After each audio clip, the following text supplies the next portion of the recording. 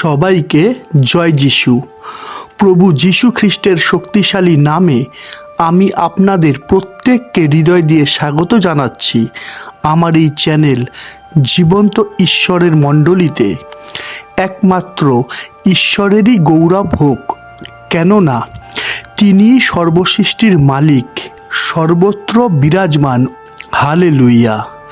তাই তো আমি সব সময়ই তাদের জন্য ঈশ্বরকে ধন্যবাদ দিয়ে থাকি, যারা ঈশ্বরের এই অমূল্য বাক্যগুলো পৌঁছে দিচ্ছে নতুন নতুন মানুষের কাছে, যারা ঈশ্বরের রাজ্যের কাজে আমাকে সহযোগিতা করছে। তাই তো তাদের জন্য আমার হৃদয় থেকে বেরোনো প্রার্থনা এই যে পবিত্র আত্মার শক্তি ও শান্তি আপনাদের হৃদয় কার্য করুন। আমেন। তাই তো আমাদের প্রত্যেকেরই কর্তব্য এই, আমরা যেন নিরুৎসাহ না হই, কিন্তু ধৈর্য সহকারে যে কোনো পরিস্থিতির মধ্যেও যেন তার রাজ্যের কাজ করতে থাকি। কেননা লেখা আছে, প্রভুতে পরিশ্রম কখনোই নিষ্ফল হয় না। হালেলুইয়া। তাহলে আসুন আমরা প্রার্থনা করে আজকের অনুষ্ঠানে প্রবেশ করি। হে মঙ্গলময় পিতা ঈশ্বর, আমরা তোমায় ধন্যবাদ করি, কেননা তোমার দয়া ও মহাকরুণারই জন্যে গড়ে উঠেছে তোমার এই জীবন্ত মণ্ডলী, যে মণ্ডলীর ভিত তোমারই জীবন্ত বাক্য, যে মণ্ডলীর পালক স্বয়ং প্রভু যিশু, যে মণ্ডলীর মধ্যে কার্য করছেন পবিত্র আত্মা। তাই তো তোমায় অসংখ্য ধন্যবাদ প্রভু গো। তুমি তো জানো যে আমরা মনুষ্য মাত্র, আমাদের জ্ঞান বুদ্ধি ও শক্তি কতটা। তাই তুমি আমাদের সাহায্য করো তোমার পথে চলতে, তোমার বাক্য শুনে পালন করতে। তাই তুমি আমাদের হৃদয় কার্য করো তোমার পবিত্র নামে।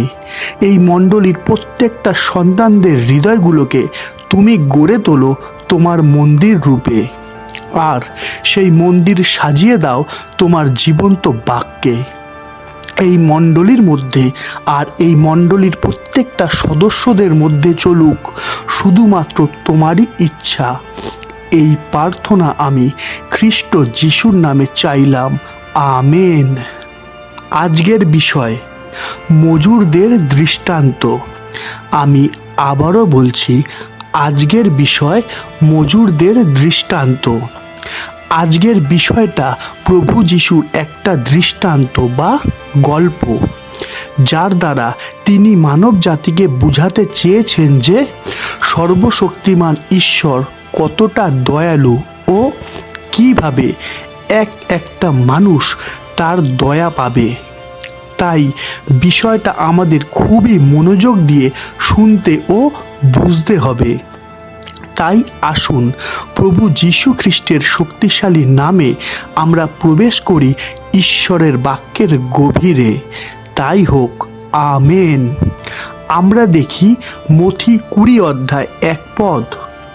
কেননা স্বর্গরাজ্য এমন একজন গৃহকর্তা তুল্য, যিনি প্রভাতকালে আপন দাক্কা ক্ষেত্রে মজুর লাগাইবার জন্য বাহিরে গেলেন। এখানে স্বর্গরাজ্যের নিগূঢ় তত্ত্ব তুলে ধরা হয়েছে। লেখা আছে, জমির মালিক যিনি চিন্তা করলেন যে তার আঙুরের বাগানে কাজ করার জন্য কিছু লোক লাগাবেন, তাই তিনি সকালবেলায় বাইরে গেলেন কিছু লোক খোঁজার জন্য, যারা তার আঙুরের বাগানে কাজ করতে পারে। আমরা দেখি মথি 20 অধ্যায় 2 পদ। তিনি মজুরদের সহিত দিন 1 সিকি বেতন স্থির করিয়া তাহাদিগকে আপন দাক্কা ক্ষেত্রে প্রেরণ করিলেন। অর্থাৎ তিনি কিছু লোকের খোঁজ করলেন যারা তার বাগানে কাজ করবে। তাই তিনি সেই মজুরদের সাথে কথা বললেন যে পুরো দিনের মাইনে হবে 1 সিকি। তাই সমস্ত কিছু ঠিক করার পর সেই মজুরগুলো দাক্কা ক্ষেত্রে অর্থাৎ আঙুরের বাগানে কাজ করতে চলে গেল। তারপর কি হলো আমরা দেখি মথি 20 অধ্যায় 3-4 পদ। পরে তিনি 3 ঘটিকার সময় বাহিরে গিয়া দেখিলেন অন্য কয়েকজন বাজারে নিষ্কর্মে দাঁড়াইয়া আছে, এবং তাহাদিগকে কহিলেন, তোমরাও দাক্কা ক্ষেত্রে যাও, যাহা ন্যায্য তোমাদিগকে দিব। তাহাতে তাহারা গেল। কি লেখা আছে? 3 ঘটিকা অর্থাৎ দুপুর 3টের সময় সেই মালিকটা রাস্তায় বাজারে এমন কয়েকজন মানুষের দেখা পেলেন যাদের কোনো কাজ ছিল না। তাই তো লেখা আছে যে অন্য কয়েকজন বাজারে নিষ্কর্মে দাঁড়াইয়া আছে। তখন সেই মালিকটা তাদেরও তার আঙুরের বাগানে কাজ করতে পাঠিয়ে দিল, আর বলল, তোমাদের কাজের যা মাইনে হয় আমি তোমাদের দেব। তাই তারাও সেই আঙুরের বাগানে কাজ করতে চলে গেল। আমরা দেখি মথি 20 অধ্যায় 5 পদ। আবার তিনি 6 ও 9 ঘটিকার সময়ও বাহিরে গিয়া তদ্রূপ করিলেন। অর্থাৎ সেই একই ঘটনা ঘটল সন্ধ্যে 6টা ও রাত 9টার সময়। অর্থাৎ সেই মালিকটা সন্ধ্যে 6টায় কিছু মানুষকে তার আঙুরের বাগানে কাজে লাগালেন। ঠিক সেইভাবেই রাত 9টার সময়ও ঠিক তাই হলো। এখন প্রশ্ন একটাই, এখন প্রশ্ন একটাই, সবাই তো দিনের বেলাতেই বাগানে কাজ করে, তাই না? কিন্তু এই গল্পে দেখা যাচ্ছে কেউ সকালে কাজে ঢুকেছে, কেউ 3টের সময় কাজে ঢুকেছে, কেউ 6টার সময়, আবার কেউ 9টার সময় কাজে ঢুকছে, তাই না? এমন আবার হয় নাকি? দেখুন, এখানে বিষয়টা আমাদের ভালো করে বুঝতে হবে। এখানে টাইমটা বড় কথা নয়। এখানে টাইমটা বড় কথা নয়, কিন্তু টাইমের দ্বারা প্রভু আমাদের কি বোঝাতে চাইছেন সেটাই বড় কথা। কেননা আমাদের মাথায় রাখতে হবে যে এইটা একটা দৃষ্টান্ত অর্থাৎ গল্প। তাই আমাদের এই চোখ ও বুদ্ধি দিয়ে বিচার না করে গল্পটার সারাংশে প্রবেশ করতে হবে, যার মধ্যে লুকিয়ে আছে ঐশ্বরিক জ্ঞান। আশা করি এতদূর পরিষ্কার। তারপর কি হলো আমরা দেখি মথি 20 অধ্যায় 6-7 পদ। পরে 11 ঘটিকার সময় বাহিরে গিয়া আর কয়েকজনকে দাঁড়াইয়া থাকিতে দেখিলেন, আর তাহাদিগকে বলিলেন, কি জন্য সমস্ত দিন এখানে নিষ্কর্মে দাঁড়াইয়া আছো? তাহারা তাহাকে বলিল, কেহই আমাদিগকে কাজে লাগায় নাই। তিনি তাহাদিগকে কহিলেন, তোমরাও দাক্কা ক্ষেত্রে যাও। তাহলে দেখা যাচ্ছে সকালে কিছু মানুষ কাজে লাগলো, তারপর 3টে, তারপর 6টা, তারপর 9টা, তারপর 11টার সময়ও ঠিক একই ঘটনা ঘটল। কেননা লেখা আছে সেই মালিকটা 11টার সময় বাইরে ঘুরতে ঘুরতে কিছু মানুষের দেখা পেল ও তাদের বলল যে, সারাটা দিন এখানে দাঁড়িয়ে আছো, তোমাদের কি কোনো কাজকর্ম নেই? আর মালিকটার মুখ থেকে এমন কথা শুনে সেই মানুষগুলো বলে উঠল যে, আমাদের কেউ কাজ দেয় না, তাই আমরা দাঁড়িয়ে আছি। এই কথা শুনে সেই মালিকটা তাদের বলল, তোমরাও আমার আঙুরের বাগানে গিয়ে কাজ করতে পারো।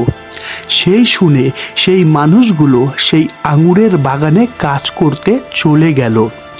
তাহলে এখনো পর্যন্ত আমরা এই দৃষ্টান্তে অর্থাৎ এই গল্পে দেখতে পেলাম যে এক আঙুরের বাগানের মালিক সেই বাগান দেখাশোনার জন্য কিছু মানুষকে কাজে লাগালেন। কিছু মানুষ সকালবেলা থেকে কাজ করছিল, কিছু মানুষ দুপুরবেলা থেকে কাজ করলো, কিছু মানুষ 6টা, কিছু মানুষ 9টা, আর কিছু মানুষ 11টা থেকে কাজে যোগ দিয়েছিল। আর এইভাবে প্রত্যেকেই সেই বাগানে কাজ করছিল। আর এইভাবে কেটে গেল পুরো দিনটা। তাই পরের দিন সেই বাগানের মালিক ঠিক করলো যে বাগানে কাজ করা প্রত্যেকটা মজুরকে তিনি তাদের পাওনা দিয়ে দেবেন, যেমন লেখা আছে। আমরা দেখি মথি 20 অধ্যায় 8 পদ। পরে সন্ধ্যা হইলে সেই ডাক্কা ক্ষেত্রের কর্তা আপন দেওয়ানকে কহিলেন, মজুর দিগকে ডাকিয়া মজুরি দেও, শেষ জন হইতে আরম্ভ করিয়া প্রথম জন পর্যন্ত দেও। আশা করি পরিষ্কার। তাই তো লেখা আছে যে ডাক্কা ক্ষেত্রের কর্তা আপন দেওয়ানকে কহিলেন, মজুর দিগকে ডাকিয়া মজুরি দেও, শেষ জন হইতে আরম্ভ করিয়া প্রথম জন পর্যন্ত দেও। অর্থাৎ সকালবেলা থেকে শুরু করে রাত্রে পর্যন্ত যারা যারা কাজে ঢুকেছিল তাদের প্রত্যেককে তাদের পাওনা দিয়ে দাও। অর্থাৎ এইবারে কাজের মাইনে পাওয়ার পালা। হ্যাঁ, এইবারে কাজের মাইনে পাওয়ার পালা। তাহলে দেখা যাক আগে কি হলো। আমরা দেখি মথি 20 অধ্যায় 9 পদ। তাহাতে যাহারা 11 ঘটিকার সময় লাগিয়াছিল তাহারা আসিয়া এক একজন এক এক সিকি পাইল। কি লেখা আছে? 11টা, অর্থাৎ যারা সব থেকে শেষে কাজে ঢুকেছিল প্রথমে তাদের মাইনে দেওয়া হলো। তারা তাদের কাজের জন্য 1 সিকি অর্থাৎ 1 পয়সা পেল।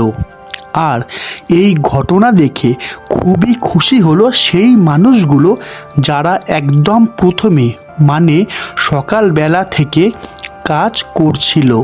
কেননা তারা মনে মনে ভেবেছিল যে 11টার সময় যারা কাজে ঢুকেছিল তারা যদি 1 সিকি পায় তাহলে আমরা তো অনেক বেশি মাইনে পাবো, কেননা আমরা তো সেই সকালবেলা থেকে কাজ করছি। এই ছিল তাদের চিন্তাধারা। কিন্তু তারপর কি হলো দেখুন। আমরা দেখি মথি 20 অধ্যায় 10 পদ।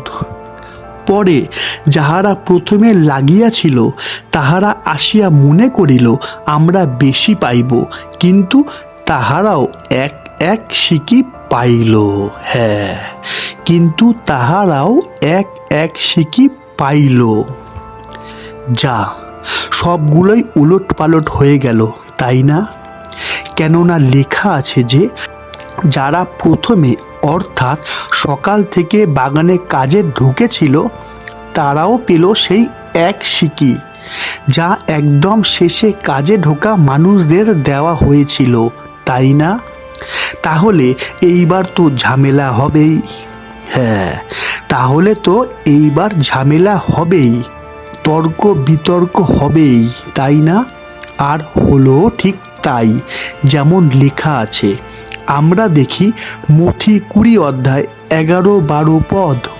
পাইয়া তাহারা সেই গৃহকর্তার বিরুদ্ধে বচসা করিয়া কহিতে লাগিল, শেষের ইহারা তো 1 ঘন্টা মাত্র খাটিয়াছে, আমরা সমস্ত দিন খাটিয়াছি ও রৌদ্রে পুড়িয়াছি, আপনি ইহাদিগকে আমাদের সমান করিলেন। অর্থাৎ যা হবার তাই হলো। সেই বাগানের সকাল থেকে কাজ করা মজুরেরা সেই বাগানের মালিকের উপরে রেগে গেল আর বলল, একদম শেষে যে মজুরেরা বাগানের কাজে লেগেছিল তারা তো মাত্র 1 ঘন্টা খেটেছে, কিন্তু আমরা সেই সকাল থেকে সারাটা দিন রোদে পুড়ে কাজ করেছি, তবুও আপনি আপনার প্রত্যেকটা মজুরকে একই মাইনে দিলেন। এ আপনার কেমন বিচার? দেখুন, কথাটা ন্যায্য, তাই না? কিন্তু মাথায় রাখবেন, আমাদের চিন্তাধারা আর উপরওয়ালার চিন্তাধারা কিন্তু একদম আলাদা। হ্যাঁ, আমাদের চিন্তাধারা আর সর্বশক্তিমান ঈশ্বরের চিন্তাধারা কিন্তু একদম আলাদা। যেমন লেখা আছে। আমরা দেখি যিশাইয় 55 অধ্যায় 8 পদ। কারণ সদাপ্রভু কহেন, আমার সংকল্প সকল ও তোমাদের সংকল্প সকল এক নয়, এবং তোমাদের পথ সকল ও আমার পথ সকল এক নয়। আশা করি এতদূর পরিষ্কার। তাই প্রথমে আমরা দৃষ্টান্তটা ভালো করে বুঝব, তারপরে আমরা দৃষ্টান্তটার অর্থাৎ গল্পের গভীরে প্রবেশ করব। তাহলে এখন আমরা দেখব সেই বাগানের মালিকটা তাদের কি উত্তর দিয়েছিল। আমরা দেখি মথি 20 অধ্যায় 13-14 পদ। তিনি উত্তর করিয়া তাহাদের একজনকে কহিলেন, বন্ধু হে, আমি তোমার প্রতি কিছু অন্যায় করি নাই। তুমি কি আমার নিকটে এক সিকিতে স্বীকার করো নাই? তোমার যাহা পাওনা তাহা লইয়া চলিয়া যাও। আমার ইচ্ছা তোমাকে যাহা, ওই শেষের জনকেও তাহাই দিব। কি লেখা আছে? বিষয়টা অর্থাৎ মালিকটার একটা কথা বোঝার চেষ্টা করুন। তিনি বলছেন, হে বন্ধু। এখানে মালিকটার নম্রতা দেখুন। তিনি তার বাগানে কাজ করা মজুরদের দাস না বলে বন্ধু বলে ডাকছেন, তাই না? তার বক্তব্যটা বোঝার চেষ্টা করুন। তিনি বলছেন সকাল থেকে কাজ করা সেই মানুষগুলোকে যে, আমি কি তোমাদের প্রতি কোনো অন্যায় করেছি? কেননা তোমরা আমার বাগানে সকাল থেকে কাজ করবে, যার জন্য আমি তোমাদের এক সিকি দেব। এই কথা তো আমি তোমাদের কাজে ঢোকার আগেই বলেছিলাম, তাই না? আর তোমরা তো সব কিছু শুনেই রাজি হয়েছিলে কাজ করার জন্য। তাই তোমাদের পাওনা নিয়ে তোমরা চলে যাও, কেননা আমি এই বাগানের মালিক। তাই আমার ইচ্ছা এইটাই যে তোমরা সারা দিন কাজ করার জন্য যা পেয়েছো সেই একই মাইনে আমি তাদেরও দেব, যারা শেষে ঢুকে 1 ঘন্টা কাজ করেছে। আমরা দেখি মথি 20 অধ্যায় 15 পদ। আমার নিজের যাহা তাহা আপনার ইচ্ছা মতে ব্যবহার করিবার অধিকার কি আমার নাই? না আমি দয়ালু বলিয়া তোমার চোখ টাটাইতেছে? কি লেখা আছে? আমার নিজের জিনিস দেওয়ার অধিকার আমার নিজের আছে। তাই সেই শেষের মানুষগুলোর প্রতি আমি দয়া করেছি বলে তোমরা কেন হিংসা করছো? যেমন লেখা আছে যে, আমি দয়ালু বলিয়া তোমার চোখ টাটাইতেছে। অর্থাৎ সেই মালিকটা তাদের ন্যায্য পাওনা দিল, যারা সকাল থেকে রাত পর্যন্ত কাজ করেছে। কিন্তু আমি আবারও বলছি, কিন্তু যারা শেষে কাজে ঢুকে মাত্র 1 ঘন্টা কাজ করেছে, তাদের প্রতি সেই বাগানের মালিকটা দয়া করল।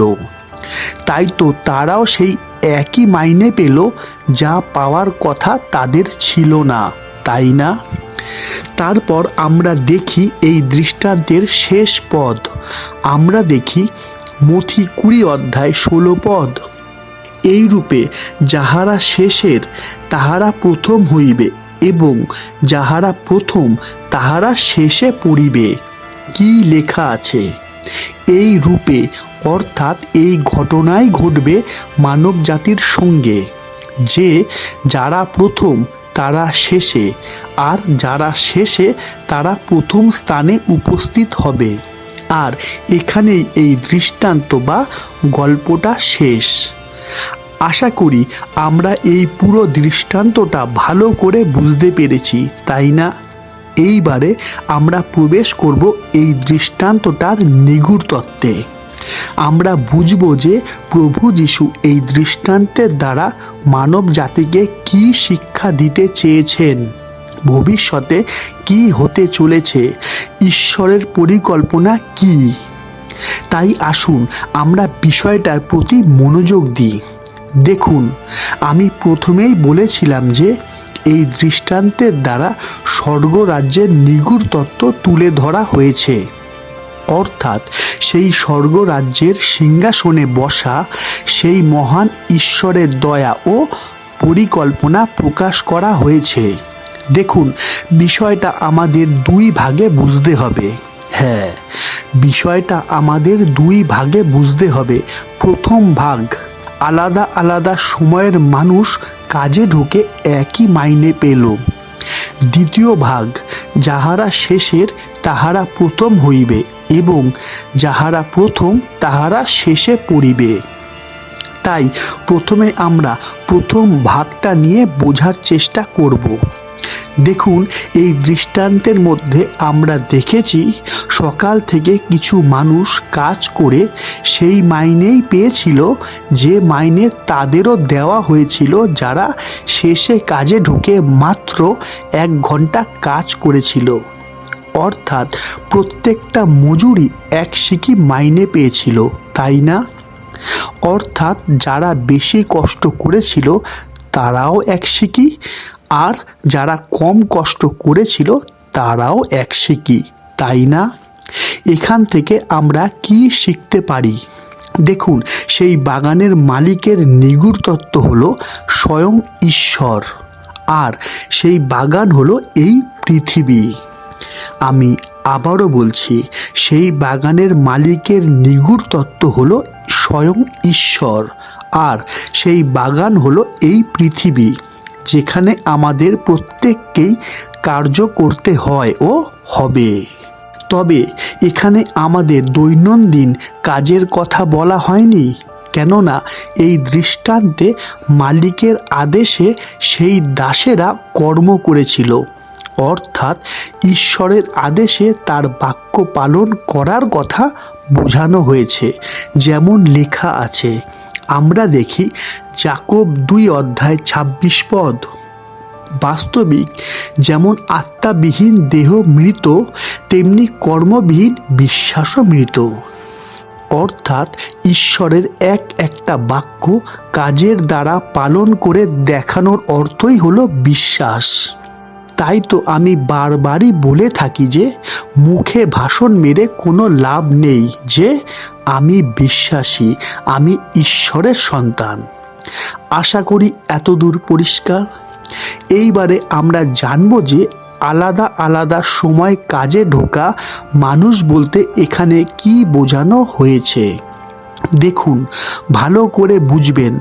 একদম শুরুতে, অর্থাৎ সকালবেলা থেকে যে মানুষগুলো কাজ করে এক শিকি মাইনে পেয়েছিল, ঠিক সেইভাবেই একই মাইনে দেওয়া হয়েছিল শেষে কাজে ঢুকে মাত্র 1 ঘন্টা কাজ করা মানুষগুলোকে, তাই না? আলাদা আলাদা সময় মাইনে এক। আমি আবারও বলছি যে আলাদা আলাদা সময় কিন্তু মাইনে এক, তাই না? বেশি কাজ করেও যা মাইনে, আর কম কাজ করেও সেই একই মাইনে। অর্থাৎ বেশি কষ্ট করেও এক শিকি, আর কম কষ্ট করেও এক শিকি, তাই না? একদম প্রথম মানুষগুলো যারা বেশি কাজ করেছে, যারা বেশি কষ্ট করেছে, এই বিষয়ের নিগূঢ় তত্ত্ব হলো সেই আগেকার দিনের মানুষগুলো যারা সত্যের পথে চলতো, ঈশ্বরের একটা আজ্ঞা পালনের জন্য মারাত্মক কষ্ট করত। যেমন লেখা আছে, আমরা দেখি ইব্রিয় 11:37-38 তাহারা প্রস্তরাঘাতে হত, পরীক্ষিত করার দ্বারা বিদীর্ণ, খড়গ দ্বারা নিহত হইলেন। তাহারা মেষের ও ছাগের চর্ম পরিয়া বেড়াইতেন, দিনহীন ক্লিষ্ট উপদ্রুত হইতেন। এই জগৎ যাহাদের যোগ্য ছিল না, তাহারা প্রান্তরে প্রান্তরে, পাহাড়ে পাহাড়ে, গুহায় গুহায় ও পৃথিবীর গহ্বরে গহ্বরে ভ্রমণ করিতেন। তাহলে বোঝা যাচ্ছে তো যে সেই আগেকার মানুষগুলো সত্যের পথে থাকার দরুন কতই না কষ্ট করেছে, তাই না? যার ফলে তাদের প্রাপ্য অনন্ত জীবন, যা এখানে এই দৃষ্টান্তে এক শিকি। আর সেই একই অনন্ত জীবনের অধিকারী আমরাও হব। হ্যাঁ, সেই একই অনন্ত জীবনের অধিকারী আমরাও হব, কিন্তু তাদের মতো 100 ভাগ কষ্টের জায়গায় আমাদের 1 ভাগ কষ্ট আজ করতে হয় না, তাই না? কেননা লেখা আছে, আমরা দেখি 1 করন্থীয় 10 অধ্যায় 13 পদ, মনুষ্য যাহা সহ্য করিতে পারে তাহা ছাড়া অন্য পরীক্ষা তোমাদের প্রতি ঘটে নাই, আর ঈশ্বর বিশ্বাস্য, তিনি তোমাদের প্রতি তোমাদের শক্তির অতিরিক্ত পরীক্ষা ঘটিতে দিবেন না, বরং পরীক্ষার সঙ্গে সঙ্গে রক্ষার পথও করিয়া দিবেন, যেন তোমরা সহ্য করিতে পারো। তাহলে বোঝা যাচ্ছে তো যে সেই দৃষ্টান্তের মধ্যে একদম শেষে ঢুকে মাত্র 1 ঘন্টা কাজ করেই সেই একই মাইনে পাওয়া মানুষগুলো হলাম আমরা। কেননা তাদের মতো কোনো ভীষণ কষ্ট আমাদের করতে হয় না। বাইবেল আমাদের প্রত্যেকেরই কাছে আছে, সময় আছে, প্রার্থনা সভাতে যাওয়ার সুযোগ আছে, ঈশ্বরের বাক্য শোনার ও শেখার সুযোগ আছে, শুধু বিশ্বাস করলেই হবে। অর্থাৎ সেই শেষের মানুষগুলোর মতো কষ্ট না করে শুধু কাজ করলেই আমরা পাবো সেই অনন্ত জীবন, অর্থাৎ দৃষ্টান্তরূপে সেই এক সিকি, যা পাওয়ার জন্য আগেকার সময়ের মানুষদের মারাত্মক কষ্ট করতে হয়েছিল। যেমন লেখা আছে, আমরা দেখি ইব্রিয় 11 অধ্যায় 40 পদ, কেননা ঈশ্বর আমাদের নিমিত্ত পূর্ববধি কোনো শ্রেষ্ঠ বিষয় লক্ষ্য করিয়াছিলেন, যেন তাহারা আমাদের ব্যতিরেকে সিদ্ধি না পান। তাহলে বোঝা যাচ্ছে তো ঈশ্বরের বিচার কেমন, তিনি কেমন দয়ালু। তাই তো তিনি বলেছিলেন, আমরা আবারও দেখি মথি 20 অধ্যায় 14 পদ, তোমার যাহা পাওনা তাহা লইয়া চলিয়া যাও, আমার ইচ্ছা তোমাকে যাহা ওই শেষের জনকেও তাহাই দিব। আশা করি এতদূর পরিষ্কার। দেখুন, ভালো করে বুঝবেন, আগেকার দিনে চলতো ব্যবস্থা, যা ঈশ্বর মসির দ্বারা মানব জাতিকে দিয়েছিলেন, কিন্তু এখন চলছে অনুগ্রহ, যা ঈশ্বর প্রভু যিশুর দ্বারা মানব জাতিকে প্রদান করেছেন। তাই সেই ভয়ঙ্কর কষ্ট আমাদের আর করতে হবে না। যেমন লেখা আছে, আমরা দেখি রোমিও 6 অধ্যায় 14 পদ, কেননা পাপ তোমাদের উপরে কর্তৃত্ব করিবে না, কারণ তোমরা ব্যবস্থার অধীন নহ, কিন্তু অনুগ্রহের অধীন। আমরা দেখি রোমিও 6 অধ্যায় 23 পদ, কেননা পাপের বেতন মৃত্যু, কিন্তু ঈশ্বরের অনুগ্রহ দান আমাদের প্রভু যীশু খ্রিস্টেতে অনন্ত জীবন। হালেলুয়া। অর্থাৎ আগেকার দিনের মানুষদের অত কষ্ট করে বাক্য পালন করার দরুন, সত্যের পথে চলার দরুন ঈশ্বর তাদের অনন্ত জীবন দান করলেন, যা তাদের ন্যায্য পাওনা, যা এই গল্পে দৃষ্টান্ত রূপে লেখা আছে যে, তোমার যাহা পাওনা তাহা লইয়া চলিয়া যাও, আর সেই একই অনন্ত জীবন আমরাও পাচ্ছি। হ্যাঁ, সেই একই অনন্ত জীবন আমরাও পাচ্ছি, কিন্তু আমাদের তাদের মতো কোনো কষ্ট করতে হচ্ছে না। যা ঘটেছে শুধুমাত্র ঈশ্বরের দয়া ও মহাকরুণারই জন্যে, যা এই গল্পে দৃষ্টান্ত রূপে লেখা আছে যে, আমার ইচ্ছা তোমাকে যাহা ওই শেষের জনকেও তাহাই দিব। কি কেমন লাগছে? যদি ভালো লাগে ঈশ্বরকে একটা ধন্যবাদ দিন, কেননা আমাদের ঈশ্বর ধন্যবাদের ঈশ্বর। হালেলুয়া। তাই তো আমাদের করণীয় একটাই, আর তা হলো ঈশ্বরের একটা বাক্য পালন করা, যার দ্বারা আমরা পবিত্র আত্মায় পূর্ণ হতে পারি। কেননা পবিত্র আত্মা পাওয়ার একটাই উপায়, আর তা হলো ঈশ্বরের বাক্য পালন।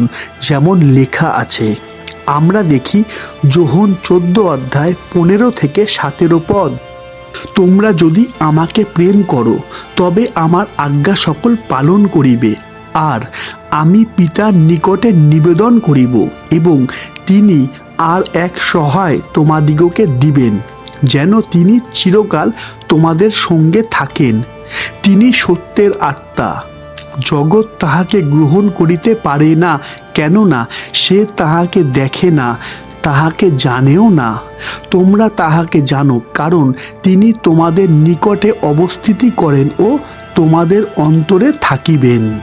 হালেলুইয়া। কিন্তু আজ কি হচ্ছে? বাক্য পালন করার দরকার নেই। অভিষিক্ত সেবকের হাত মাথায় পড়লেই সবাই পবিত্র আত্মা পেয়ে যাচ্ছে, তাই না? নাচতে থাকছে, চিৎকার করছে, লাফালাফি করছে। কিন্তু কেউ কখনো কি দেখেছে যে ঈশ্বরের বাক্য কি বলছে? আশা করি এই দৃষ্টান্তের প্রথম ভাগটা, অর্থাৎ আলাদা আলাদা সময়ের মানুষ কাজে ঢুকে একই মাইনে পেল, তার নিগূঢ় তত্ত্ব আমরা প্রত্যেকেই জানতে পেরেছি, তাই না? এইবারে আসি দ্বিতীয় ভাগে, অর্থাৎ যাহারা শেষের তাহারা প্রথম হইবে, এবং যাহারা প্রথম তাহারা শেষে পড়িবে।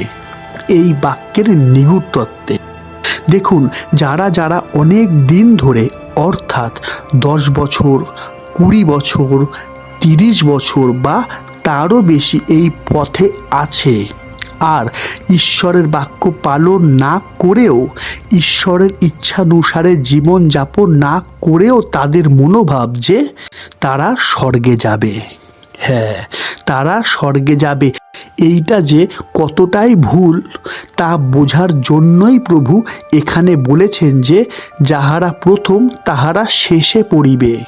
দেখুন, অনেক দিন ধরে এই পথে থাকাটা বড় কথা নয়, কিন্তু বড় কথা হলো ঈশ্বরের বাক্য পালন করা, ঈশ্বরের ইচ্ছানুসারে জীবন যাপন করা। যেমন লেখা আছে, আমরা দেখি মথি 7 অধ্যায় 21 থেকে 23 পদ, যাহারা আমাকে হে প্রভু বলে, তাহারা সকলেই যে স্বর্গরাজ্যে প্রবেশ করিতে পাইবে এমন নয়, কিন্তু যে ব্যক্তি আমার স্বর্গস্থ পিতার ইচ্ছা পালন করে সেই পাইবে। সেই দিন অনেকে আমাকে বলিবে, হে প্রভু, আপনার নামেই আমরা কি ভাববাণী বলি নাই? আপনার নামে কি ভূত ছাড়াই নাই? আপনার নামে কি অনেক পরাক্রম কার্য করি নাই? তখন আমি তাহাদিগকে স্পষ্টই বলিব, আমি কখনো তোমাদিগকে জানি নাই। হে অধর্মচারীরা, আমার নিকট হইতে দূর হও। আশা করি এত দূর পরিষ্কার। কিন্তু দেখা যাচ্ছে যে কিছু মানুষ যারা শেষে প্রভুকে জেনেছে, ঈশ্বরের বাক্য পালন করেছে, ঈশ্বরের ইচ্ছানুসারে জীবনযাপন করেছে, প্রভুকে জানার পর খুবই কম দিন সত্যের পথে চলেছে, আর তারপর মৃত্যুবরণ করেছে, আর দেখা যাচ্ছে তারাই স্বর্গরাজ্য পেয়েছে। আর এই বিষয়টা বোঝাবারই জন্য প্রভু যিশু এই দৃষ্টান্তে বলেছেন যে যাহারা শেষের তাহারা প্রথম হইবে। আর হচ্ছেও তাই, কেননা আমার নিজের চোখে দেখা যে এমন কিছু মানুষ আছে যারা 10-15 বছর ধরে প্রভুর পথে থেকেও মিথ্যে আর মন্দের মধ্যেই জীবনযাপন করছে, এই ভেবে যে মৃত্যুর পর তাদের জন্য স্বর্গরাজ্য বাধা ধরা। আর এমন মানুষও আছে যারা কিছুদিন ধরে সত্যের পথে এসেছে, কিন্তু সত্য বুঝেছে, সত্য গ্রহণ করেছে, তাই তো অল্প দিন হলেও তারা শেষে প্রভুকে জেনেছে। তবুও তাদের জন্য পুরস্কার অনন্ত জীবন। যেমন লেখা আছে যে যাহারা শেষের তাহারা প্রথম হইবে। কিন্তু আজ কি হচ্ছে? বেশিরভাগ মানুষই যারা বয়স্ক, হ্যাঁ, বেশিরভাগ মানুষই যারা বয়স্ক, যারা অনেক দিন ধরে প্রভুর পথে আছে, তাদের যদি কিছু বলা হয় তাহলে তারা বলবে যে তোরা আমাদের শেখাচ্ছিস, আমাদের জ্ঞান দিচ্ছিস, তোদের বয়স কত, তোরা কতদিন প্রভুকে জেনেছিস, তাই না? এইবারে আপনারাই বিচার করুন কোনটা সত্য আর কোনটা ন্যায্য। কেননা আমার বিশ্বাস যে ঈশ্বরের বাক্য আপনাদের প্রত্যেকেরই চোখ খুলে দিচ্ছে, তাই না? তাহলে আশা করছি আজকের বিষয় মজুরদের দৃষ্টান্ত এখান থেকে আমরা অনেক কিছুই শিখতে ও জানতে পেরেছি, তাই না? আমরা জেনেছি ঈশ্বরের দয়া ও মহাকরুণা, যা তিনি প্রচুর রূপে মানব জাতির উপরে দান করেছেন। আমরা জেনেছি বয়সটা বড় কথা নয়, অনেক দিন ধরে প্রভুর পথে থাকা বড় কথা নয়, কিন্তু বড় কথা হলো ঈশ্বরের আজ্ঞা পালন করা, তাই না?